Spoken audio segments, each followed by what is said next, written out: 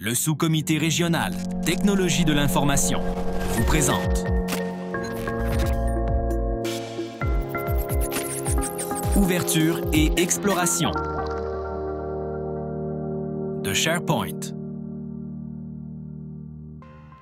Dans ce tutoriel, nous allons explorer cet outil fort utile qu'est le SharePoint. Premièrement, vous devez vous connecter à votre adresse de service. Si votre adresse n'est pas activée, vous avez accès à un tutoriel complet sur le site de Narcotiques Anonymes Québec au naquebec.org. Vous y trouverez également un lien pour vous connecter au portail public de la région.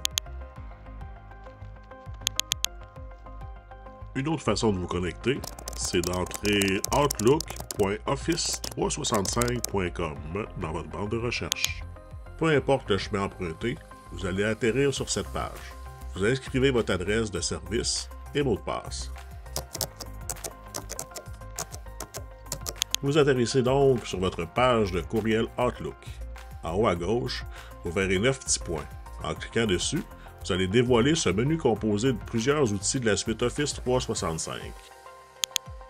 Il y a donc Outlook, votre boîte courriel, OneDrive qui sert à archiver vos documents personnels, contrairement à SharePoint qui est plus un outil collaboratif.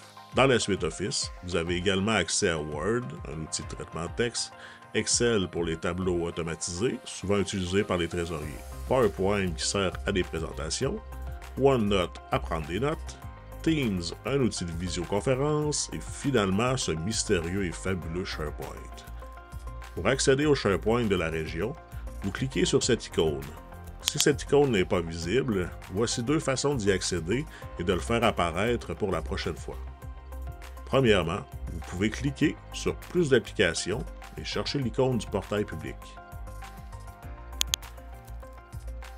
Vous pouvez également écrire « Portail public » dans la barre de recherche en haut des icônes.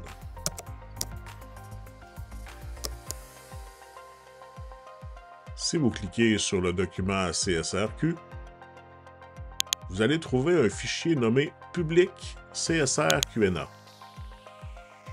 Vous ouvrez ce dossier. Les premiers fichiers qui sont avec des dates sont ceux des dernières régions. Rapport des CSL, des sous-comités régionales, etc. Oui, une très grande source d'informations intéressantes et pertinentes sur notre belle fraternité au niveau provincial. Lorsque les MCR et secrétaires des sous-comités remplissent leur rapport par le formulaire, ils sont automatiquement redirigés à cet endroit. En parlant de ce formulaire, vous pouvez le remplir en cliquant ici sur « Déposer rapport MCR ». Notez que tous les champs qui sont suivis d'un astérix sont obligatoires pour sauvegarder votre rapport. Donc en point 1, vous choisissez la date du prochain CSR.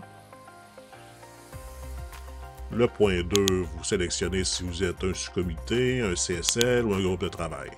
Après avoir sélectionné un des trois, vous allez voir apparaître d'autres champs à compléter, tels le nom du sous-comité, les réalisations, les enjeux, la date et l'heure de votre prochaine réunion, etc.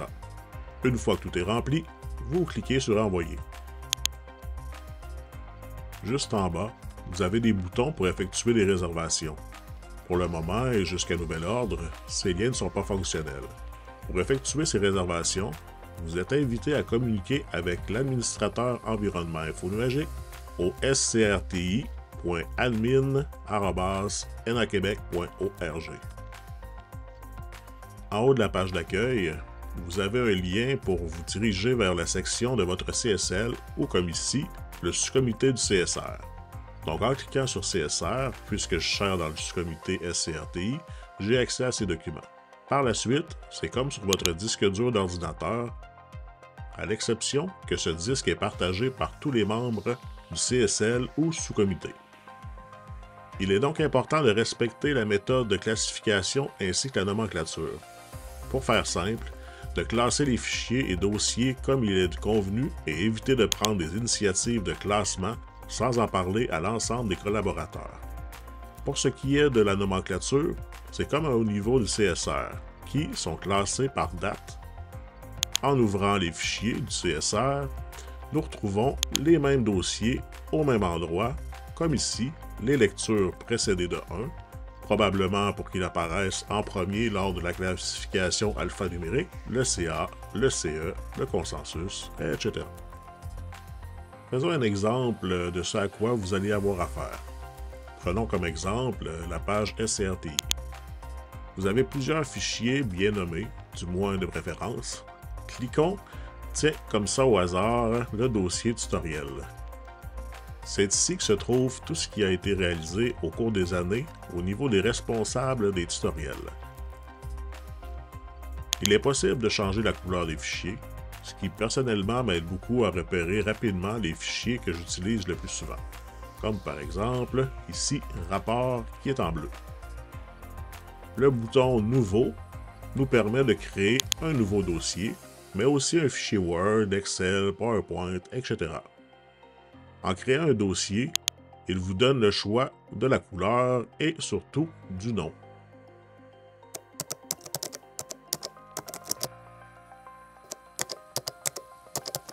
Faisons un exemple d'une tâche que vous serez probablement appelé à faire régulièrement. Donc, vous créez un dossier, vous l'ouvrez. Quelque chose de très intéressant, c'est la partie au-dessus du bouton Nouveau. Vous trouverez une façon simple de naviguer et de savoir à quel niveau vous êtes dans le dossier. Par exemple, ici, je clique sur Tutoriel et je reviens au dossier Tutoriel. Sur Documents, j'arrive sur le premier dossier de SCRTI. Comme tout bon logiciel et application, le SharePoint regorge d'options dans le menu contextuel communément appelé le clic droit.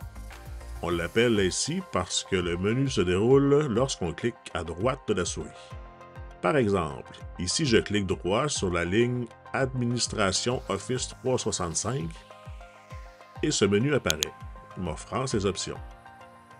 Partager, copier le lien, supprimer, télécharger, renommer, épingler en haut. Si je sélectionne Partager, j'ai bien entendu la possibilité de l'envoyer par courriel ou copier le lien que vous pourrez coller par texto, Messenger, Teams, dans un autre document en guise de référence. Il est important de paramétrer si vos fichiers seront modifiables, en consultation seulement et téléchargeables. Regardons maintenant comment sauvegarder un document au bon endroit sur le SharePoint. Vous avez votre document prêt à être archivé. Vous cliquez sur Fichier et créez une copie en ligne.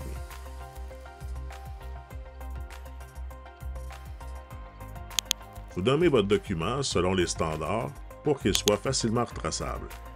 Vous choisissez l'emplacement. S'il n'apparaît pas dans ceux suggérés, vous pouvez cliquer sur « Plus d'emplacements d'enregistrement ». Vous avez accès à l'ensemble de la partie accessible du SharePoint. Par exemple, je vais dans SCRTI, je descends jusqu'à Tutoriel et Nouveau dossier.